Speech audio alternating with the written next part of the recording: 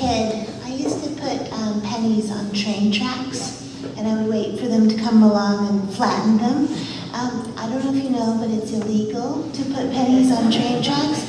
Apparently they think it might cause accidents. I think that's ridiculous. If a penny throws your train off a track, there's a bigger problem. Anyway, one day, when I was very young, I was putting some pennies on a train track and I was waiting for the train to come, and it didn't come.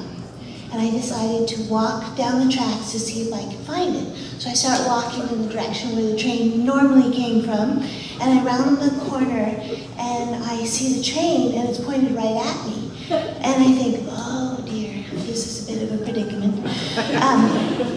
Then I notice the train isn't moving, it's stopped. And then I see the car, and I know it's a car, although it's kind of smaller than a car should be, it's sort of smashed. And then I see this lady and she's screaming. I tried to get his attention to tell him he was gonna have to go around. There was a car in the track, but he just kept going. And then there's this guy who looked like maybe he was driving the train because he's wearing a uniform. And he's yelling at the lady, I can't steer. The track is way out ahead of me. Choice where the train goes, you stupid bitch. You understand? I can't go in the other direction except forward, and I can't stop fast when I'm going forward. I can't steer. And he's really adamant about this. He's sitting down, standing up, sitting down, and there's this crowd of people watching the train crash like some sort of sick fascination. People love crashes. And I was looking at the guy and I was thinking, I know just how you feel, man. I can't steer. There's a track crash ahead of me and I can't steer.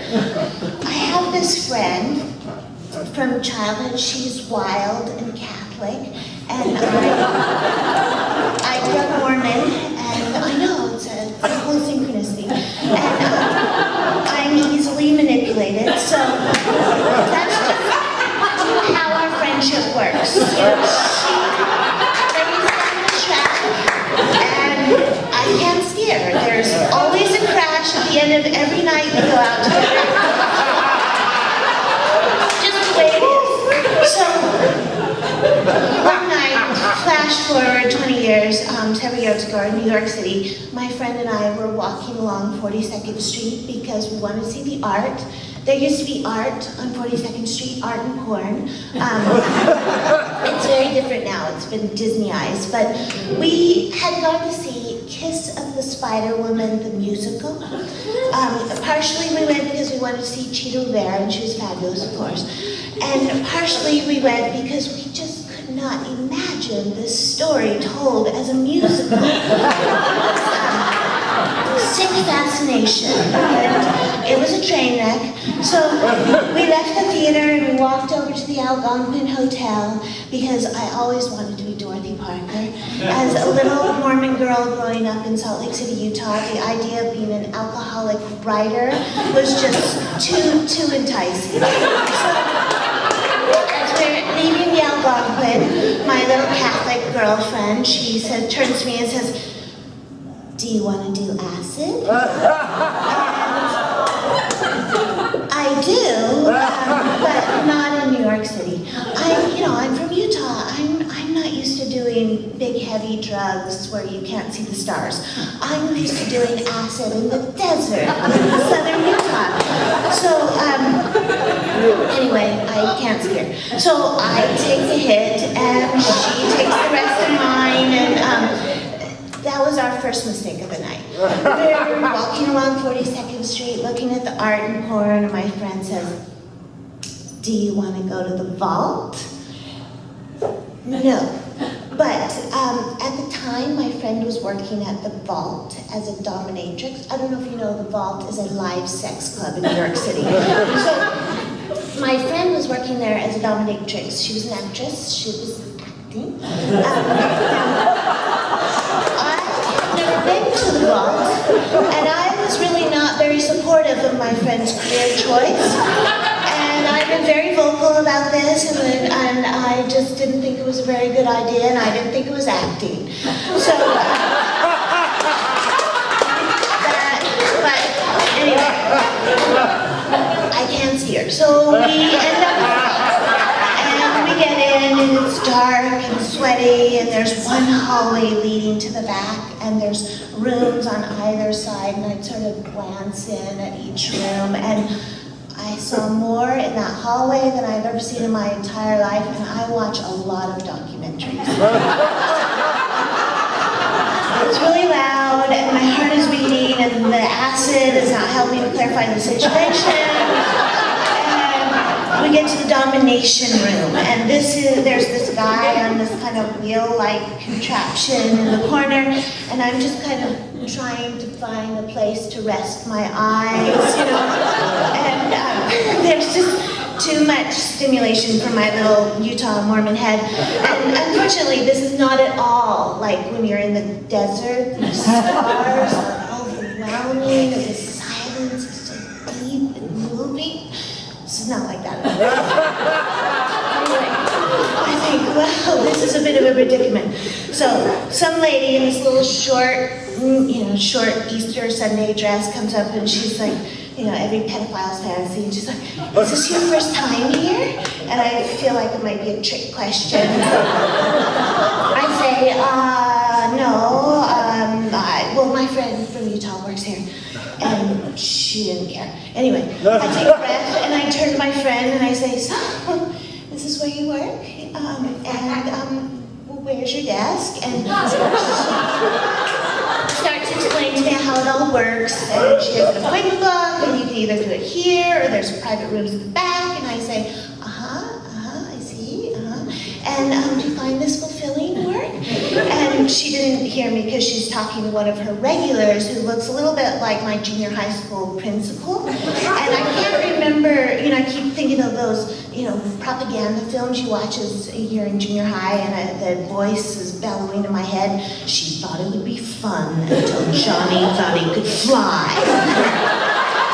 And I started to question how much is propaganda, and my friend has my hand, and she's leading me back to one of the private rooms, and she's like, oh, come on, he's gonna pay for everything, drinks, private time, and I try and stop, and I'm like, no, I don't want to do that, I don't want to do that. She's like, no, I'm not working, it's gonna be fun, I just want you to see what goes on here. So we're just spectators. So we're in the back room, and it's a little quieter, which is good. And there's a couple of small groups of people in corners, and there's a table of men in suits, and on their knees in front of them are other men gnawing at their shoelaces. And that was interesting. And a beautiful people kind of couple walked by, and my old principal starts pouring drinks from the bottle that he's pulled out of the bag underneath this couch area, and I start to get really paranoid, and I'm not going to drink anything I didn't see get opened. I'm turning to Howard Hughes. I decline a drink, and the waitress comes by, and I say, I'll have some water, but I tell her very emphatically, I won't drink it if the seal is broken. And she doesn't even blink, you know, like everybody has a little tick in this club. So I sit in the booth with my friend, and we decide that now would be a very good time to balance our trip. Drugs, much like the ecosystem, very delicate balance. Very careful. So we light a joint, and the first girl comes out, the first performer, actor, and she kneels down on the dirty floor in front of the principal, and my friend apparently recognizes this behavior and says, she's probably Catholic. And we're kind of laughing, and the girl finishes and comes over and says, if we want anything, and my friend asked her if she was Catholic, and indeed she was. And the next girl comes out, and she's really scary. She looks like she could just as easily kill you as have sex with you. Whatever is fine with her. And we both say in unison, she's totally born again. This girl that I know from Utah whose mom's born again, and she saw Jesus in the extra refrigerator on the porch, and she used to sit out there sometimes, bathe in the refrigerator light, talking to the Tupperware. When this girl finished, she came over, and my friend says, are you born again? And indeed she was. And we're laughing hysterically when my friend says, "I bet you're the only Mormon here." And I look over at this couple of gay boys making out in the corner, and I say, "Probably not."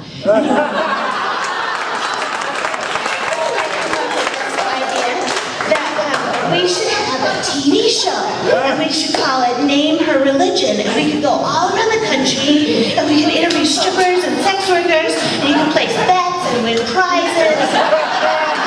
Somehow it all seemed to be a really great idea at the time. So the next girl came out, she saved me from this inner mind tangent, and she asked us to follow her into another private room. She's beautiful, this girl. She looked like she was maybe Filipino or Brazilian. She looked like she was 14. Maybe she was older. I can only hope she was older. But we walk in the next room and she's dancing. And the show started, and her dance is not so much about movement as it is about kind of objects and where they go. And it's not really important to describe it all in detail, but I'll just say some of the objects seemed very painful. And this is when we crash, and it hits me that there's just more and more and more rooms in the back. And I don't want to go anymore. And I look in the bar mirror, and I hate my eyes. They're so big. I want them to not have seen all of that. I stand up and I walk over to the dancer and I thank her for her efforts. I tell her to stop and I take her hand and I kind of wish her so much more out of life than this.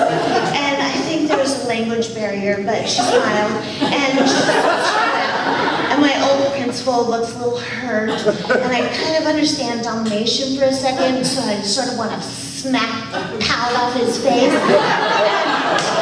But it's time to get off the train. My friend doesn't want to leave. She wants to see what happens next, and we head back to the Algonquin. That's the last place it ever made sense. I just wanted witty, pithy, drunken conversation.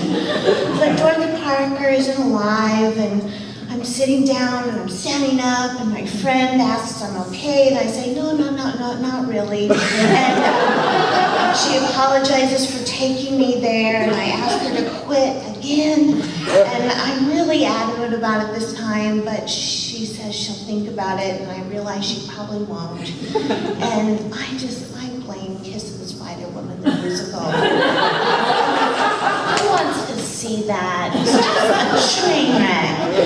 Sick fascination. So my only tip from all this is that if you're going to take acid, make sure you can see the stars.